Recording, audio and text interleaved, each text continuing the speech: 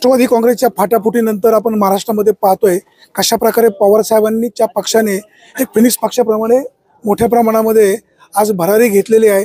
R पाटलांचे चिरंजीव आज जुन्नर तालुक्याच्या दौऱ्यावर आलेले आहेत। महाराष्ट्रामध्ये कोणाची हवा, महाराष्ट्रामध्ये कोण कोण खासदार हवा, पाटील साहेब काय सांगाल? तुम्ही आता महाराष्ट्रभर फिरतोय, काय चित्र पाहायला मिळतंय? आता मी ज्या मेळाव्याला इथे उपस्थित राहिलो त्या मेळाव्याचा प्रतिसाद बघताना मला मेळाव्यामध्ये सर्वच पदाधिकाऱ्यांनी, मग ते काँग्रेस असेल, शिवसेना, उद्धव साहेबांचे पक्ष असेल, राष्ट्रवादी काँग्रेस पक्षाचे सर्व पदाधिकारी असतील, यांनी शब्द दिला की कुठल्याही परिस्थितीमध्ये अमोल कोल्हेंना आम्ही 2 लाखाच्या आत निवडून 2 लाखापेक्षा जास्त मताधिक्याने आम्ही निवडून आणून दाखवू आणि त्यामध्ये 1 लाखाचं मताधिक्य हे फक्त जुन्नर तालुक्याचं असेल असा शब्द इथल्या सगळ्या पदाधिकाऱ्यांनी दिला। चांगला प्रतिसाद या मेळाव्यामध्ये होता। त्याचबरोबर या लोकसभा मतदारसंघामध्ये पण आम्ही फिरतोय आणि महाराष्ट्रामध्ये विविध ठिकाणी आम्ही ज्यावेळेस गेलो, चालू असलेल्या राजकारणाच्या बाबतीत लोकांमध्ये प्रचंड चीड निर्माण झालेली आहे आणि लोक निश्चितपणाने त्याच्या विरोधात मतदान केल्याशिवाय स्वस्थ बसणार नाहीत। 80 वर्षाचा योद्धा आता ज्या पद्धतीने रणांगणामध्ये उतरलेला आहे, युवक वर्ग मोठ्या प्रमाणामध्ये त्यांच्या सोबत आकर्षित होतोय, कसं पाहता? खरं तर पवार साहेबांची हीच ऊर्जा आम्हाला सर्वांना प्रेरणा देते आणि किंबहुना गेल्या 50-55 वर्षातलं पवार साहेबांचं काम असेल हे शाश्वत आहे। आता आपण जुन्नरमध्ये, जुन्नरच्या शेजारी पाजारी जितकी धरणं आहेत ती पवार साहेबांच्या काळामध्ये झालेले आहेत। यशवंतराव चव्हाण साहेबांचा आशीर्वाद त्यांना मिळाला होता, पवार साहेबांनी उभे केलेले आहेत। आज 50 वर्षानंतर सुद्धा त्या धरणांचा फायदा या भागाला होतोय।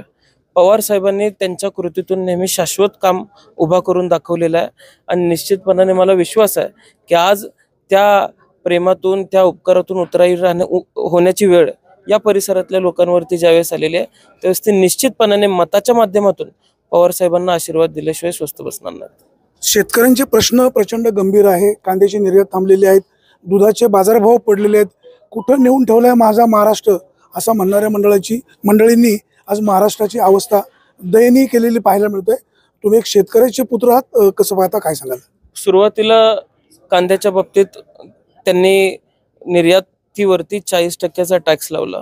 आता 40% टॅक्स भरल्यानंतर शेतकऱ्याच्या हाताला काही लागेल का, हा पहिला लॉजिकल विचार त्या काळामध्ये व्हायला पाहिजे होता। पण त्यांनी त्याच्यानंतर एक वेगळाच निर्णय घेतला आणि कांदा निर्यात संपूर्णपणे बंद केली। आता कांदा निर्यात बंद झाल्यामुळे त्याचा जो योग्य मोबदला होता तो शेतकऱ्याला मिळत नाही, भाव कांद्याचे स्थिरावलेले आहेत आणि असं असताना सर्वसामान्य शेतकऱ्यांवरती कुठेतरी अन्याय होताना आपण बघतोय। आता दूध हा एकमेव पर्यायी मार्ग असतो ज्याच्या माध्यमातून घर काम रोज चालू शकतं, चांगलं उत्पन्न मिळू शकतं। आज दुधाचे दर किती पडलेले आहेत हे आपण सगळेजण मिळून बघतोय आणि दुधाच्या दरांवरती कुठल्याही पद्धतीचा तोडगा हा राज्य शासनाने काढला नाही। किंबहुना सबसिडीच्या माध्यमातून ज्या अटी घातल्या सबसिडीच्या माध्यमातून त्यामध्ये बहुतांश शेतकरी कसे बसणार नाहीत अशाच पद्धतीच्या अटी कदाचित शासनाने तयार केल्या की काय, हा सुद्धा येणाऱ्या काळामध्ये संशोधनाचा विषय असू शकतो। आणि दूध उत्पादक शेतकऱ्यांवरती सुद्धा शासनाने त्यांच्या तोंडाला पानं पुसण्याचे काम केलेले आहेत, त्याचं सुद्धा उत्तर लोक मतदानाच्या माध्यमातून देतील असा विश्वास मला आहे। भारतीय जनता पक्ष स्वतःला मिस्टर क्लीन समजतो, परंतु अनेक पक्षातील नेते ज्यांच्यावर भ्रष्टाचाराचे आरोप आहेत त्यांना त्या पक्षामध्ये सामावून घेतलं जातं आणि पुन्हा त्या विषयावर काही बोललं जात नाही, कसं पाहता? तर एक विषय असा आहे, लोक काय दूधखोळे राहिलेले नाहीत की त्यांना हे सगळं कळत नाही। पण मला महाराष्ट्रातल्या लोकांच्याकडे बघून आज वाटतं की लोक न व्यक्त होता मतदानाच्या मशीनच्या समोरच त्या ठिकाणी बटन दाबूनच व्यक्त होतील अशी परिस्थिती आज महाराष्ट्रातली आहे।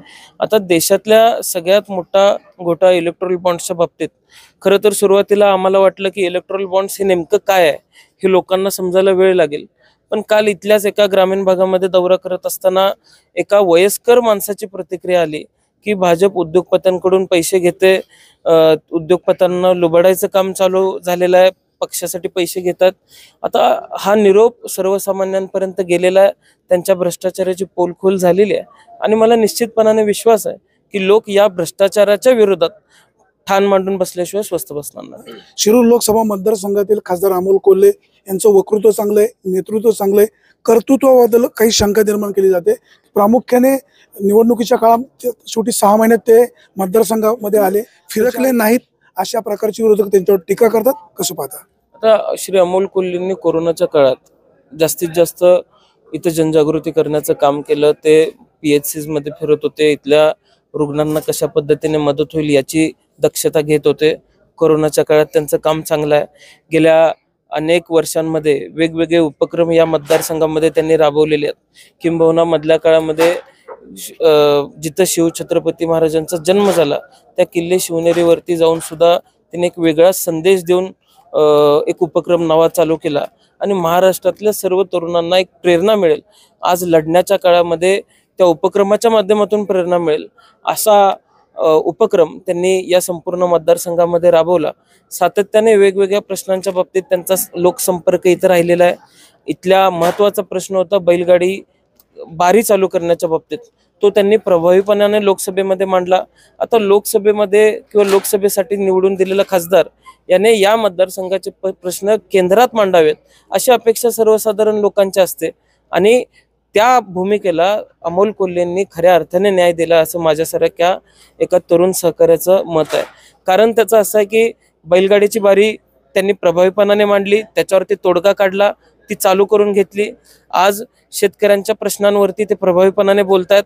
कांदा उत्पादक शेतकरी हा आज अडचणीत असताना श्री अमोल कोल्हे असतील किंवा सुप्रियाताई असतील यांनी कांद्यासाठी संसदेमध्ये आंदोलन केलं. त्याच्यानंतर त्यांचं निलंबन केलं गेलं.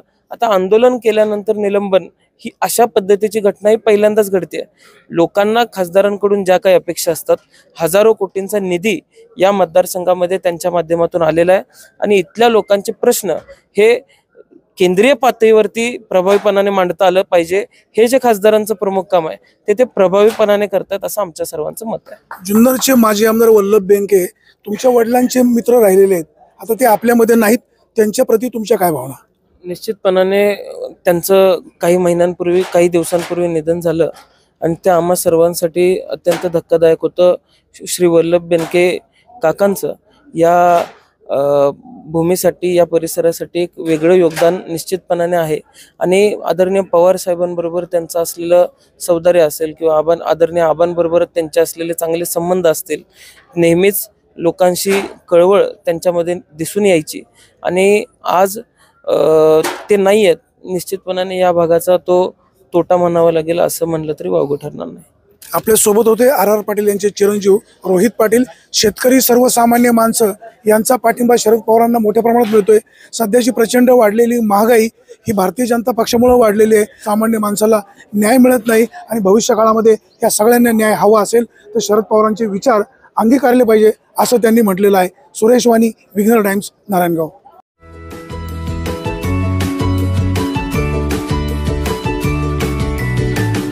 बातम्या शेतीच्या, बातम्या मातीच्या, बातम्या अन्यायाच्या, गुन्हेगारीच्या,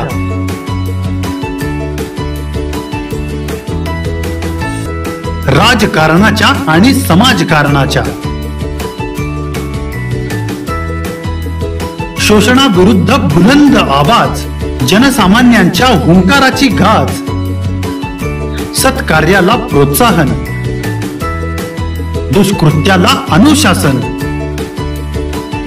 निर्भीड, निस्पृह, सडेतोड, बेधडक आणि रोखटोक म्हणजेच विघ्नहर टाइम्स. शोध बातमीचा, ध्यास सत्याचा. आपलं चॅनल, आपली बातमी. सबस्क्राईब तर कराच, पण बेल आयकॉनवर क्लिक करायलाही विसरू नका.